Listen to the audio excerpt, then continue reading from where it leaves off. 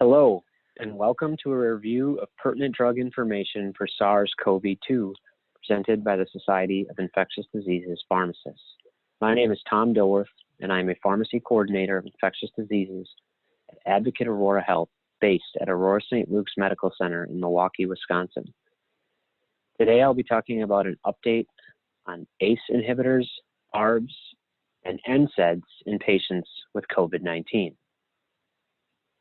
The objective of the talk is to review available evidence and organizational positions supporting use or discontinuation of angiotensin-converting enzyme inhibitors, or ACE, angiotensin receptor blockers, ARB, and non-steroidal anti-inflammatories drugs, NSAIDs, in patients with COVID-19. To begin, we can review how severe acute respiratory syndrome coronavirus 2, or SARS-CoV, infects humans. This is the virus that causes COVID-19. ACE2 receptors are the human cell entry point for SARS-CoV-2. ACE2 is expressed near the surface of human epithelial cells throughout the body, including the lung, which is how SARS-CoV-2 infects humans. Before we start talking about ACE inhibitors and angiotensin receptor blockers, I think it's important to review the renin-angiotensin system, or RAS system. On the upper right-hand side, you will see a diagram depicting the RAS system, as well as how SARS-CoV-2 binds ACE2. ACE converts angiotensin 1 to angiotensin 2. Angiotensin 2 is a vasoactive peptide that causes both systemic vasoconstriction and aldosterone release. Aldosterone leads to sodium and water retention and increased blood pressure. This is problematic for patients with heart disease and diabetes, which is why they are prescribed ACE inhibitors or angiotensin receptor blockers. The downstream effect of angiotensin 2 is blocked by these medications. They also have a secondary effect of increasing ACE2 expression. ACE2 provides a check against RAS as well, by catalyzing angiotensin 1 and angiotensin 2, the degradation products of which promote vasodilation.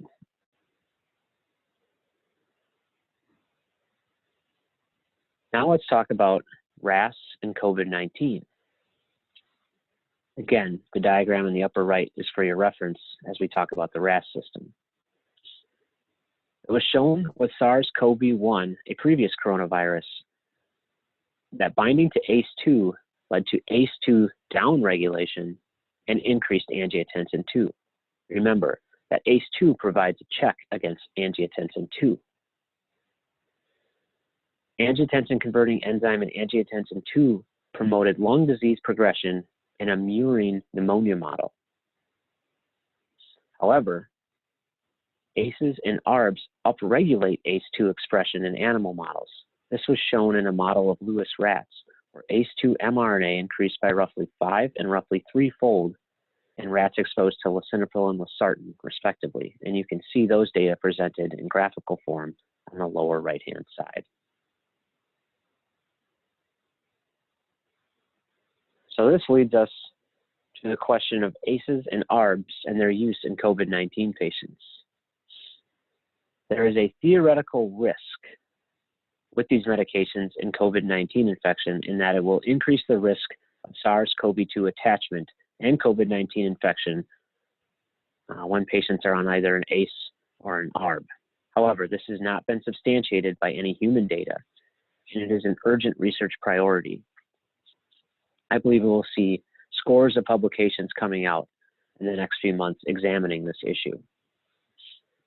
What's also important is that ACEs and ARBs, as I mentioned, may reduce lung injury in some viral pneumonias by preventing ACE and angiotensin 2 related lung disease progression, which was shown in a murine pneumonia model. What's also extremely important when talking about ACEs and ARBs and COVID-19 is that patients with cardiovascular disease may experience worse outcomes with COVID-19 infection. On the upper right-hand side of the slide, you will see data presented at CROI from over 19,000 confirmed cases of COVID-19 in China. You'll see patients stratified by their comorbid conditions and the severity of illness: mild, severe, and critical in the blue, orange, and gray bars. As you can see, those with hypertension, diabetes, cardiovascular disease, as well as lung disease, had a higher proportion of critical cases relative to mild or severe cases. There was also a recent publication in JAMA Cardiology on March 27th examining the risk of mortality in COVID-19 infected patients with or without cardiovascular disease and or with or without elevated troponin. Those without cardiovascular disease and a normal troponin are shown on the bottom with the gray line. There was slightly higher mortality in those with cardiovascular disease and a normal troponin. Higher mortality again in those without cardiovascular disease and elevated troponin, and the highest rate of mortality was seen in those with cardiovascular disease and an elevated troponin. So again, patients with cardiovascular disease may experience worse outcomes with COVID-19 infection. And the bottom line is there are no experimental or clinical data indicating benefit or harm with ACE or ARB in COVID-19 patients, including those with cardiovascular disease. Now let's review the potential pros and cons of ACEs and ARBs for COVID-19 infection. On the pro side, there's a potential to minimize COVID-related cardiovascular and lung damage by upregulating ACE2 and providing a check on angiotensin II-related lung injury. There's also the potential benefit of continued cardiorenal protection in a comorbid group of patients who are at higher risk for worse outcomes from COVID-19 infection. On the con side, these medications may potentially increase someone's susceptibility to the COVID-19 infection by upregulating ACE2, which is the receptor to which the SARS-CoV-2 virus binds. Having reviewed those data, I think it's also instructive to review where professional societies stand on the uses of ACE and ARBs in COVID-19 infection. On the left-hand side of the table, you'll see various societies from around the world, and on the right-hand side, you'll see a summary of their recommendations. I won't read them all, but all of the professional societies listed here recommend continuing ACEs or ARBs or strongly encourage continuing ACEs or ARBs. Another side of this is the possible therapeutic potential for ACEs and ARBs in COVID-19 infection. So COVID-19 is more common in patients with diabetes and cardiovascular disease. In the previous coronavirus outbreak, SARS-CoV-1 in 2003, mortality was 12-fold higher in these populations. COVID-19 does induce myocardial injury measured by elevated troponin. And as I presented, there are worse COVID-19 infection outcomes among those with CV disease and elevated troponin. We know SARS-CoV-2 binding causes ACE2 downregulation. ACE2 provides a check against angiotensin II. So without this check, there's increased pulmonary vascular permeability and pulmonary edema, but this can be mitigated by ACEs and ARBs. Indeed, there are ongoing losartan trials, which is an ARB for outpatients and inpatients with COVID-19 infection at the University of Minnesota. So what about ARBs? So this was a study published in preprint form. It is not peer-reviewed. March 29th, 2020. It was a retrospective review of various antihypertensive drugs taken by COVID-19 inpatients with hypertension, specifically ACE inhibitors, angiotensin II receptor blockers, beta blockers, calcium channel blockers, thiazide diuretics, or no antihypertensive therapy. Again, this is a preprint paper. It was submitted for publication, but it has not been peer-reviewed. The authors reviewed 511 patients from 3 centers, and they specifically examined 46 elderly patients over the age of 65 with hypertension. And what they found in this small subgroup was that angiotensin II receptor blocker, ARB use, was associated with a decreased risk of severe disease, an odds ratio of 0.343 and a confidence interval that does not cross 1. However, limitations abound. This is a very small subgroup analysis of a retrospective observational cohort.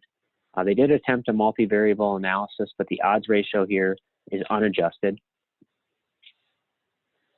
There's also potential for selection bias and unmeasured confounding. However, the results are thought-provoking.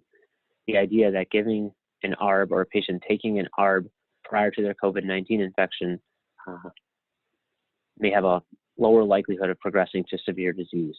Hopefully the trials that are ongoing with losartan can help better answer this question. Now I'd like to shift gears and talk about another hot topic, and that is the use of NSAIDs or non-steroidal anti-inflammatory drugs in COVID-19. There was a letter to the editor earlier this year suggesting that ACE2 may be upregulated by ibuprofen. However, no citation was provided. Upon reviewing the literature, there is one study that found ibuprofen could ameliorate the cardiac fibrosis in diabetic rats by reducing angiotensin-converting enzyme and its associated axis and enhancing angiotensin-converting enzyme 2 receptor and its associated axis. Again, the idea of upregulating ACE2 secondary to ibuprofen exposure, and this led the French health minister to suggest avoiding NSAIDs in COVID-19 was prudent on his Twitter feed March 23rd. This gained substantial traction on social media, so much so that patients were worried that if they took an NSAID like ibuprofen, that they'd be more susceptible to the virus and or experience a worse outcome if infected with the virus. However, there are no published data to support ibuprofen avoidance in COVID-19. The US FDA on March 19 said there is no scientific evidence connecting the use of NSAIDs like ibuprofen with worsening COVID-19 symptoms. Again, I also think it's instructive to look at a list of key organizations and individuals that do not recommend ibuprofen avoidance in COVID-19. First, the US Food and Drug Administration, which I mentioned on the previous slide, as well as the World Health Organization and the European Medicines Agency, or EMA, who go on to state, when starting treatment for fever or pain in COVID-19, patients and healthcare professionals should consider all available treatment options, including paracetamol or acetaminophen and NSAIDs. Each medicine has its own benefits and risks. Additionally, 3 leading US physicians do not recommend ibuprofen avoidance. These include David Aronoff, Carlos Del Rio, and Anthony Fauci, the latter of which is currently serving in an advisory role to President Donald Trump during the coronavirus pandemic. As pharmacists, I think it's important to consider how we would make a patient-level determination as to whether someone needs NSAIDs versus acetaminophen. Remember that these medications are available over the counter, often in combination cough and cold products. They are used by millions of people every year. Unfortunately, analgesics are a common cause of acute poison center use in the United States, both intentional and unintentional. Again, many patients don't even realize they are taking these when they pick up a cough or cold preparation. So who should we avoid NSAIDs in? Women in late pregnancy, patients with liver disease, patients with anticoagulation therapy, patients with kidney disease, patients on an ACE or an ARB, patients with hypertension, patients with stomach ulcers, and then asthmatic patients should avoid aspirin, which is also an NSAID. So giving NSAIDs in these populations can increase the risk of coagulopathy or other deleterious effects. For acetaminophen, you want to avoid doses greater than 2 grams per day in patients with end-stage liver disease or cirrhosis, and you would likely want to avoid them in patients with alcoholism, as acetaminophen is metabolized by the liver. The liver disease thing is always quite interesting.